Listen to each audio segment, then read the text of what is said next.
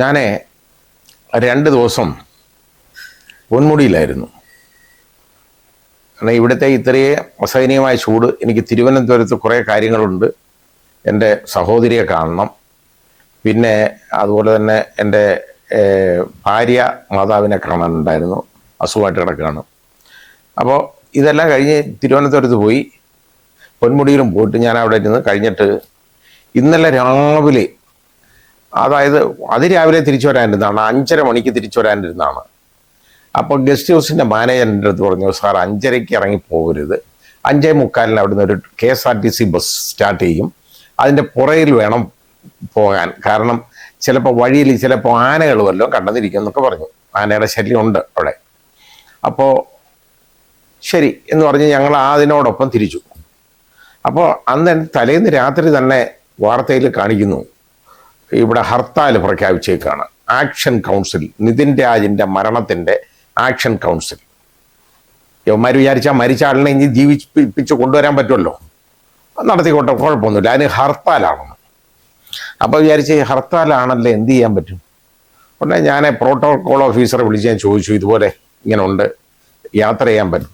സാറേ, അത് ഇതൊരു കടലാസ് സംഘടന നടത്തുന്നതാണ്, ആരും കാണത്തില്ല എന്ന് പറഞ്ഞു. ശരി.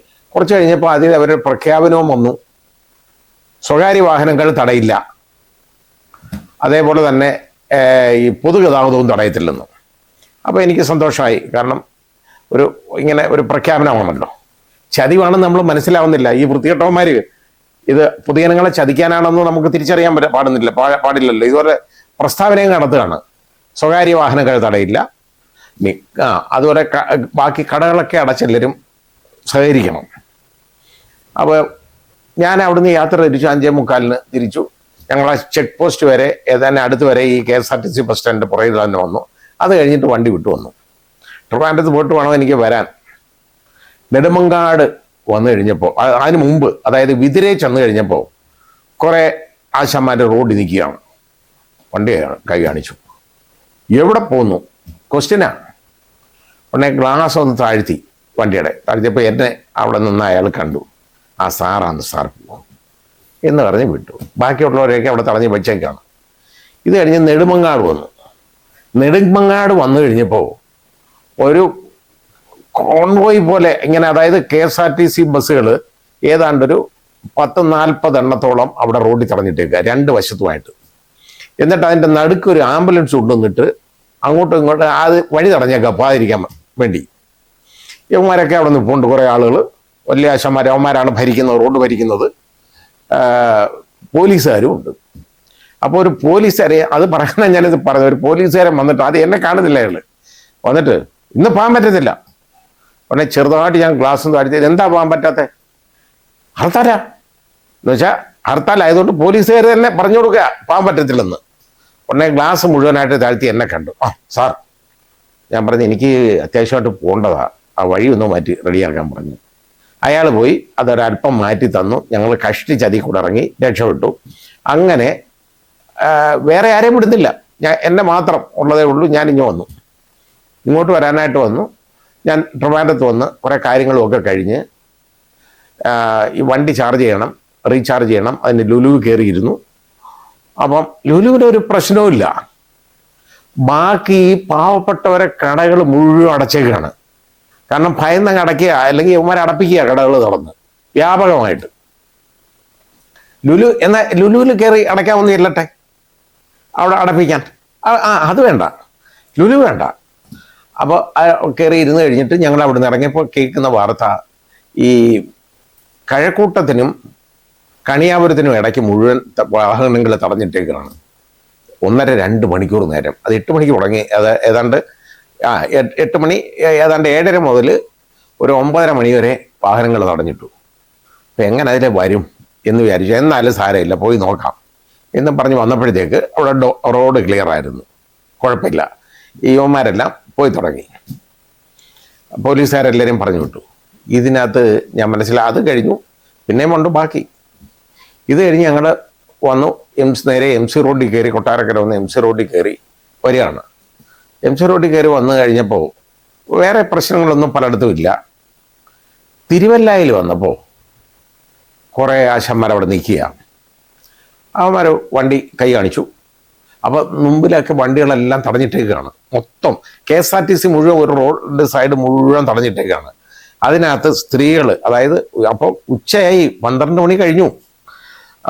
സ്ത്രീകളും കുഞ്ഞുങ്ങളും ഉൾപ്പെടെയുള്ള ആളുകൾ ഏതാണ്ട് 39 ഡിഗ്രി സെൻറ്റിഗ്രേഡ് ചൂടിൽ ഒരു വെയിലത്ത് അതിൻ്റെ ആ ചൂടടിച്ചുകൊണ്ട് ആ KSRTC ബസ്സിൽ ഇങ്ങനെ വിഷമിച്ചിരിക്കുകയാണ്.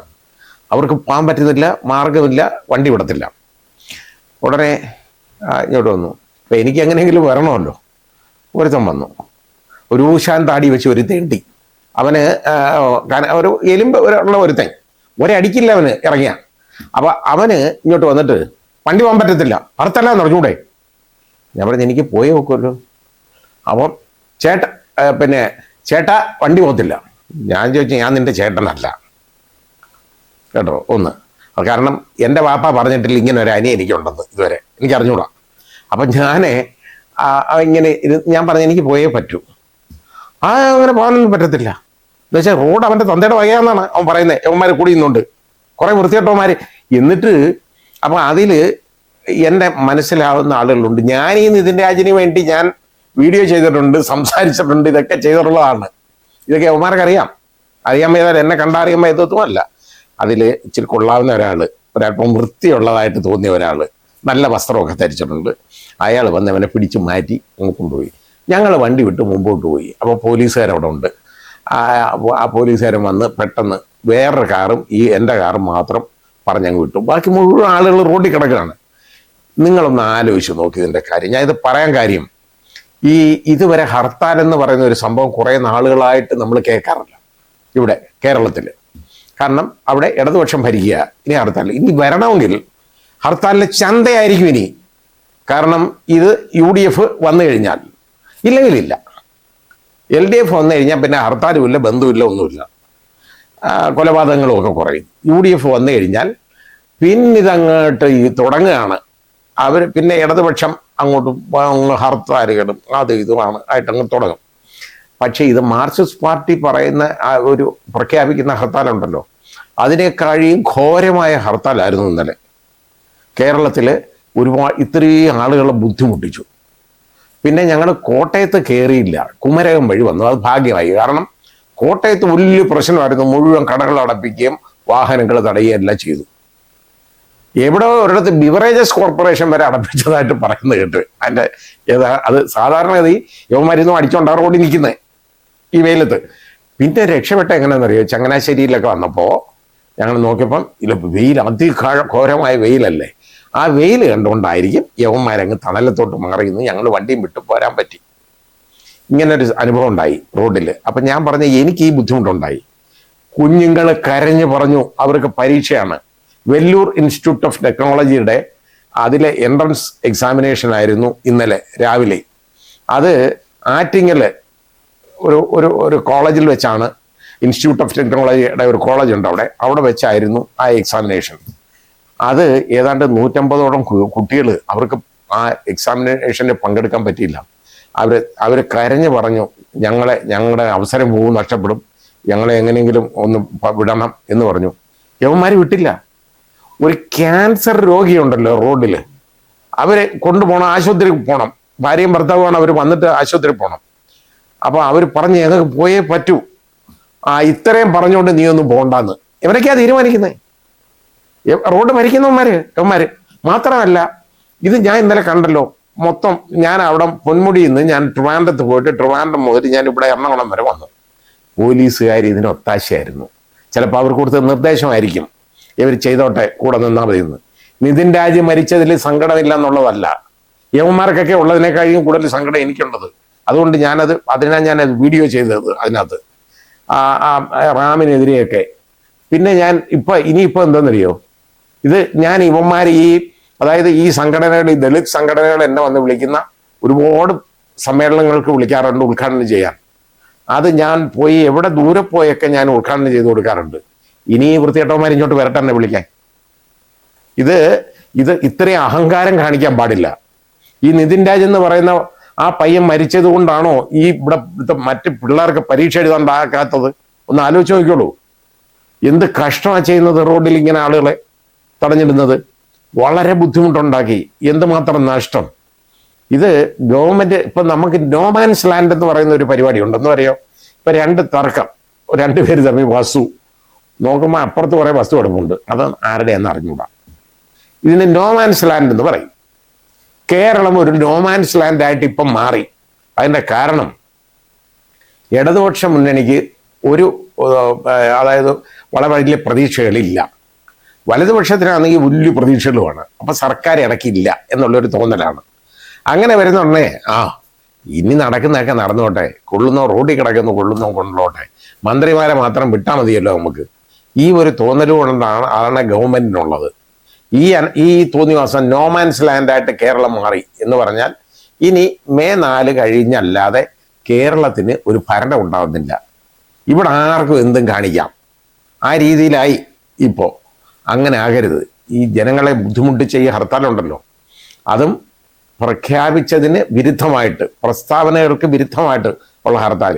അത് പണ്ട് അത് നടന്നുപോയി. ഒരുത്തം പറയാൻ എൻ്റെ അടുത്ത് നടന്നുപോയി, എറണാകുളത്തോട്ടെ തിരുവല്ലയിൽ നിന്ന് നടന്നുപോയി. അവൻ്റെ അച്ഛൻ നടക്കും. ഞാൻ അത് അവിടെ വെച്ചും പറഞ്ഞില്ല എന്നുള്ളേ ഉള്ളൂ. അപ്പോഴത്തേക്കും പിന്നെ ഇവരെല്ലാം കൂടെ എന്നെ സമാധാനിപ്പിച്ചുകൊണ്ട് ഞാൻ അനങ്ങാതെ പോരുന്നതാണ്.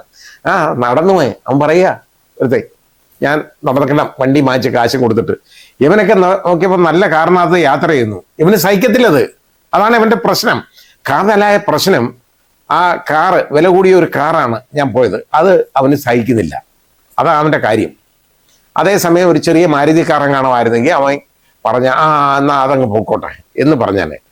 ഇതാണ് അവൻ്റെ പ്രശ്നം. ഇതുപോലെ വൃത്തികെട്ടവന്മാർ ഭരിക്കുന്ന റോഡായിട്ട് തെരുവുകൾ ഭരിക്കുന്ന ഒരു സ്ഥിതിയിലേക്ക് നമ്മൾ മാറി. അങ്ങനെ മാറരുത്. സ്ത്രീകളും കുഞ്ഞുങ്ങളും ഒക്കെ എന്തുമാത്രം കഷ്ടപ്പെട്ടെന്നറിയാം ഇന്നലെ. അത് ആ വെയിൽ, അതികഠിനമായ വെയിൽ, യവന്മാർ തണലത്ത് മാറിയിരിക്കുകയാണ് പലപ്പോഴും. മറ്റൊരു കുഞ്ഞുങ്ങളും സ്ത്രീകളും ഒക്കെ ബസ്സിൽ റോഡിൽ ഈ വെയിലത്ത് ഇങ്ങനെ കിടക്കുന്ന ബസ്, അതിലൊന്ന് ആലോചിച്ച് നോക്കിക്കോളൂ ഇരിക്കുന്ന കാര്യം. എന്ത് സങ്കടകരമായ അവസ്ഥയാണെന്നൊന്ന് ആലോചിച്ച് നോക്കിക്കോളൂ. ഇതാണ് നമ്മുടെ കേരളത്തിൽ ഇന്നലെ നടന്നത്. അപ്പോൾ റോഡിൽ നിന്ന് ഈ അഹങ്കാരങ്ങൾ കാണിക്കുന്നവന്മാർ ആളുകളുടെ അടുത്ത് പെരുമാറുന്നത് വളരെ മോശമായിട്ടാണ്.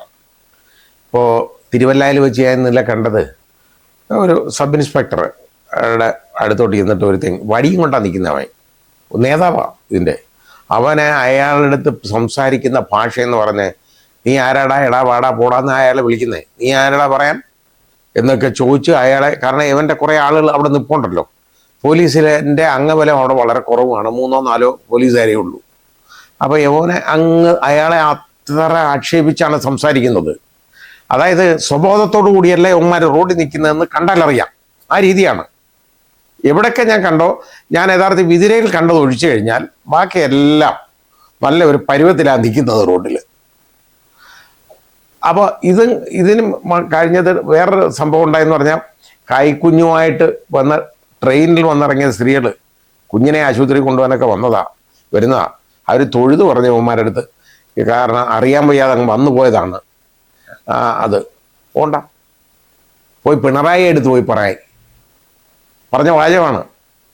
അത് പത്രത്തിൽ റിപ്പോർട്ട് ചെയ്തിട്ടുണ്ട് ഇന്ന്. ഇതുപോലുള്ള പെരുമാറ്റമാണ് നമ്മൾ കാണുന്നതൊക്കെ. ഈ പിണറായി എടുത്ത് പറഞ്ഞാൽ എന്തെങ്കിലും നടക്കുമോ? അതിന് പറയാൻ അദ്ദേഹത്തിനെ കാണണ്ടേ? എവിടാന്നറിയാൻ വയ്യ ഇപ്പോൾ. ഇനി നമുക്ക് അദ്ദേഹം തിരിച്ച് ഇങ്ങോട്ട് വരുമോ ഇല്ലയോ എന്ന് കാത്തിരുന്ന് കാണാം.